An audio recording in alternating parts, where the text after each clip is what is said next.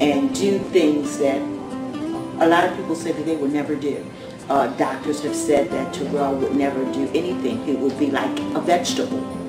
First thing he did was eat. Is you're not supposed to, don't expect to, this is as good as it gets, you can't. And so the greater challenge oftentimes is just a mindset.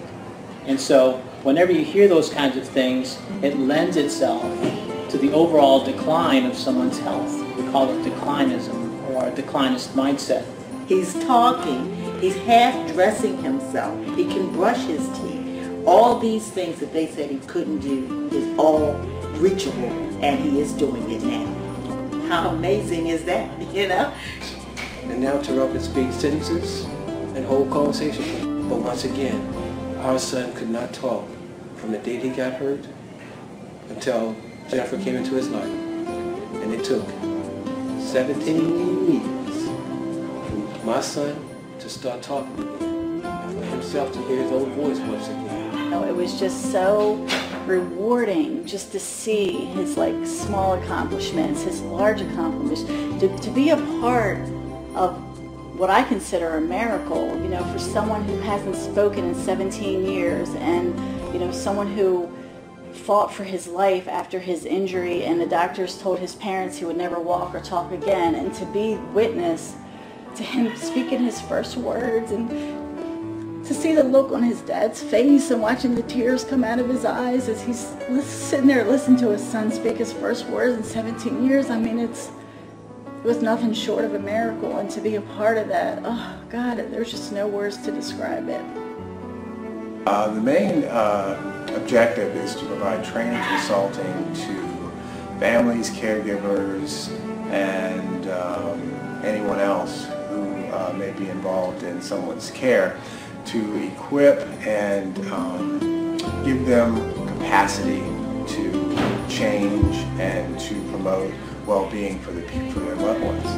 And it's more than just providing physical therapy. It's about circling around them with resources and tools to create a higher level of engagement.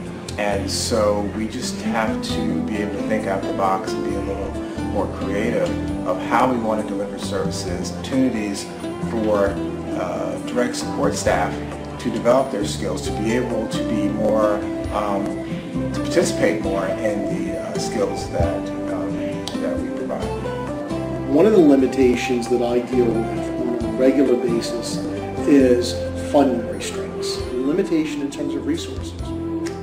Even if we wanted to, which we would want to, we would not be able to afford the amount of physical therapists to be able to work with our individuals.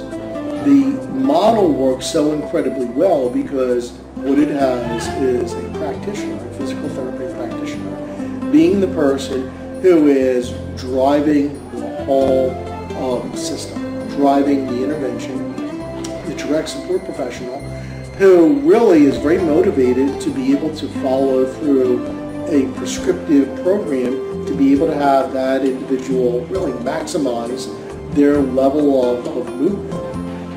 It's just like all of us working together, and then George, the physical therapist working with him and getting to take those steps and getting him standing up out of his wheelchair. I mean, that's stuff that his parents were told was never going to happen.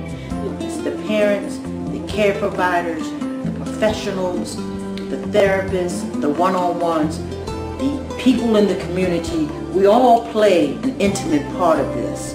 Always believe. Praise God. Amen.